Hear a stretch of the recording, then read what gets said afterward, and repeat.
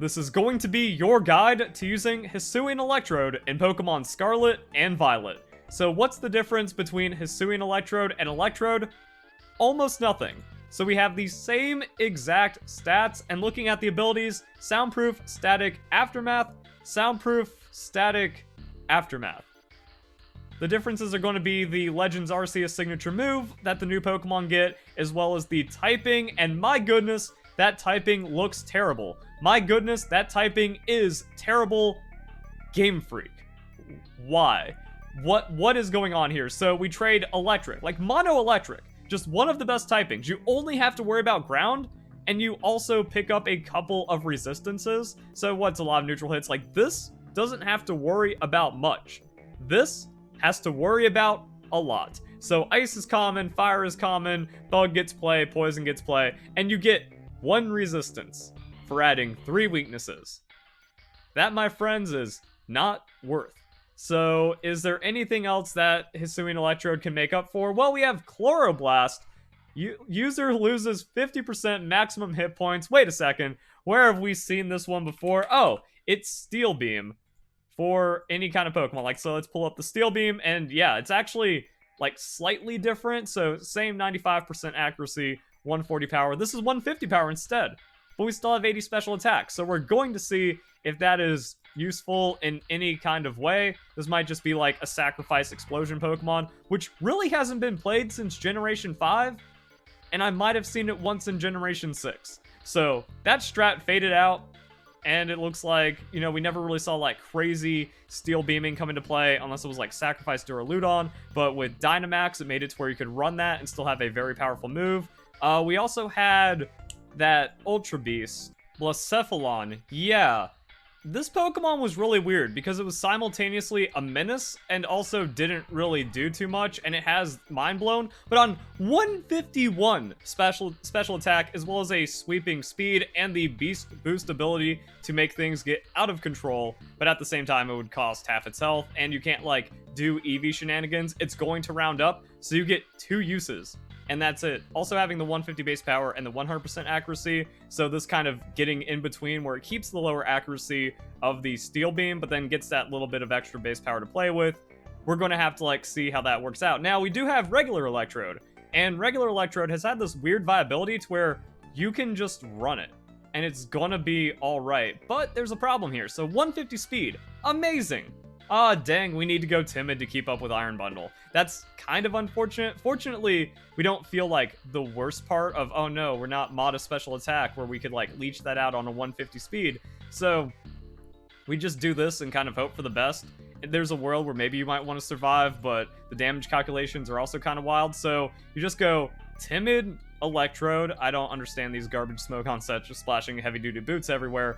And then you just go against Iron Bundle, and you KO it with Discharge, so you don't need the Thunderbolt. And I like the Discharge because it means you can still lay down the paralysis while being offensive, so you might not have to like waste a turn on Thunder Wave, or just like keep hitting it, and if the opponent, you know, eats a Discharge, gets paralyzed, that's solid. Even if Electro goes down, you've done something that can like set your team up for the victory. That's really what this Electro does. It sets you up for victory, but it's not like a direct 1-for-1 plus. It's a bit more ambiguous than I'm a 3-hit KO Pokemon that trades and then maybe picks up a little bit extra. So looking at this, like, yeah, you can just beat an Iron Bundle, and if the Iron Bundle has to switch, the opposing Pokemon, again, is eating a Discharge, risks getting the paralysis on it, at least take some kind of damage. You also have taunt options, and you can do other things to it. So there's interesting things going on with the Electrode. I've always found it to be viable, but people just don't run it. The Mirror Coat is cheesy. The Focus Sash means you're going to be able to do a couple turns of something, like boom, you shut down a status move, you get them status, then you can either like switch out because now they're pretty much forced to switch, or you get some damage down, and against special attackers that you don't one-shot, you surprise them on the Mirror Coat, they bring in opposing Pokemon, and now you're a 1-for-1 plus. Hey, look at that. Electrode just kind of winning, and you're at a speed tier that really nothing is going to catch or is trying to catch, even with like Scarf shenanigans, so you're in a pretty good spot. Static just kind of like adds to more of this. Aftermath, kind of securing a little bit of extra 1-for-1 plus. I think you could go either of these, where it's like Static gets redundant, where like Discharge hits them, they get paralyzed, and then they try to like make contact. Okay, whatever, but in those situations where like you taunt, get hit with like a punching move and then the static lands, oh, that feels really good too. So whatever you want, but this can like also kind of be one-for-one-y shenanigans to where like you trade with the Iron Bundle, they have like a one-shot on you, maybe even priority, and then Aftermath kind of picks it up and at least gets you a little bit extra. So talking about Electrode, what about Hisuian Electrode? I guess you can do pretty much the exact same thing. Like, the weaknesses don't matter when you're 60, 70, 80, and you're most likely just going to be running a Focus Sash on, like, your insane speed. But what about Chloroblast? Well, now we gotta change the damage calculations. Oh, I just realized, Chloroblast actually keeps on brand with Electrode, because Electrode is, like, the Explodey Pokemon, and this is also the Explodey move, because, like, you use it twice and then you're gone, so... Haha, I get it. If we can actually make this matter, that gets a bit more interesting. So, Silvally into the Chloroblast without anything, because remember, we're forced into the Timid, unfortunately 80 special attack, and then we just, like, do this. So that's no modifications whatsoever, so that means choice specs. Like, if we're outspeeding everything, and we're going to be KOing ourselves anyway, like, Focus Sash does nothing for us, so we need to get as much damage possible. That hurts. And then if we go Terra Grass, like, we just have one-shots. Like, we get to KO 2 Pokemon we outspeed that don't resist us. It's just grass, so that could be problematic. But I mean, alright, let's do something interesting. Like, let's say we're going up against a Special Defense Garganassault. We dial this down to 50 because it actually helps out in damage. And then we go Terra Ghost. And boom. Something like that. So, the trick is we don't get to one-shot special tanks. We effectively just get to outspeed and beat, like, any other sweeping Pokemon or any kind of fast Pokemon or whatever. Now, I was thinking about, what about more frail sweeping Pokemon that resist you? Do you find it? Well, Chi-Yu actually doesn't have that low of a special defense, so it's not frail specially. Chloroblast's still doing, like, good damage. But unless it's already taken chip or something, you aren't finding the KO, even Specs, Terra Grass.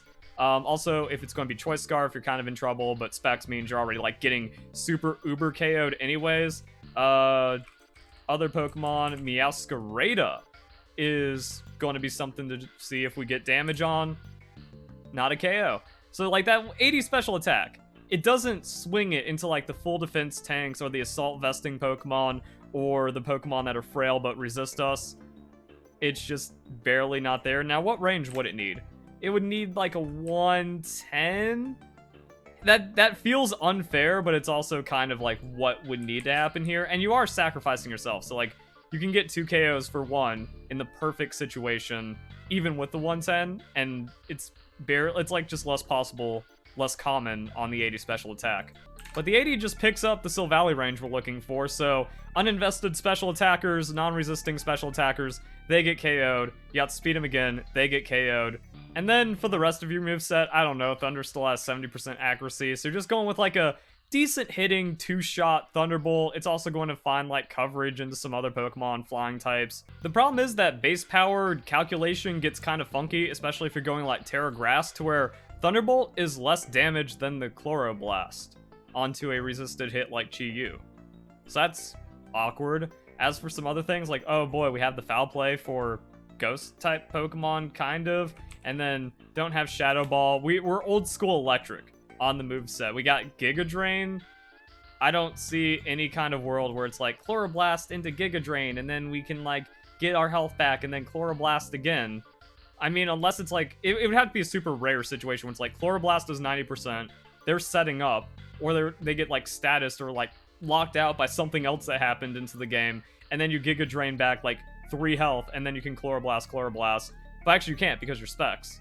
And then Life Orb Chloroblast is also going to be a lot of damage to have to make up for, but you're also losing the damage thresholds. Like, that would maybe be fun, where if we had 100 special attack, we can go Life Orb, and then still have the KO ranges, and then, like, Chloroblast Giga Drain it back on certain situations. I don't know.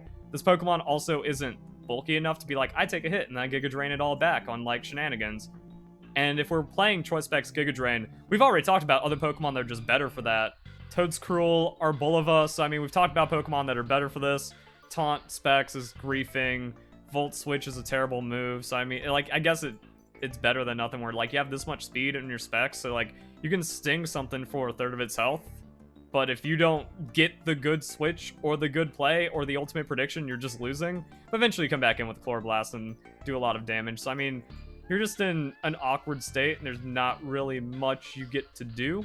If something works out to where, like, the meta becomes favorable for Life Orb, and then you can do Giga Drain Taunt, maybe that's just it, because, like, we're in such a slower, bulkier game that, like, taunting a setup tank, Thunderbolting, Giga Draining, trades, and then Chloroblasting, or Chloroblasting, Giga Drain, and then getting able to Chloroblast one last time, maybe twice extra, and then like this. The utility is so powerful in the game. Like, if you're not running Taunt and then a setup Pokemon happens, you're in a bad spot.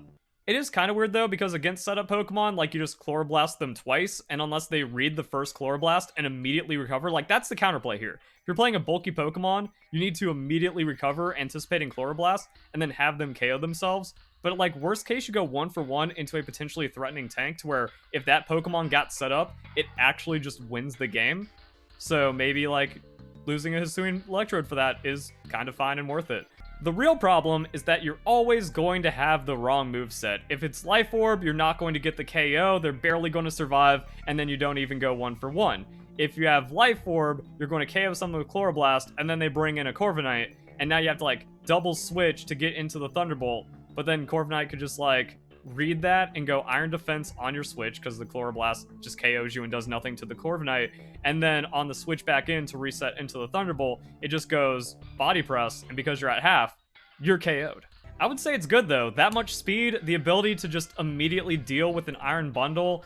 Let's see what happens with the Fluttermane, because Fluttermane has the low hit points. Yeah, we're KO onto the Fluttermane, so, like, you just deal with fast, sweeping threats. You can trade, and also if you have, like, the right bulky composition backing it up to where, like, Hisuian Electrode can switch out, and then switch back in, and then reset into, like, Thunderbolts or Chloroblast, or maybe, like, Giga Drain, and then switch out again or something. Like, a weird hit-and-run Electrode could be annoying for some composition to deal with, and if you build around it properly, it could actually just be a sweeping threat. So I think it's not blatantly, overwhelmingly, everyone needs to run it, but I do give a recommendation. Like, some mad lads can, like, make this their thing, and it would probably be pretty cool for the game.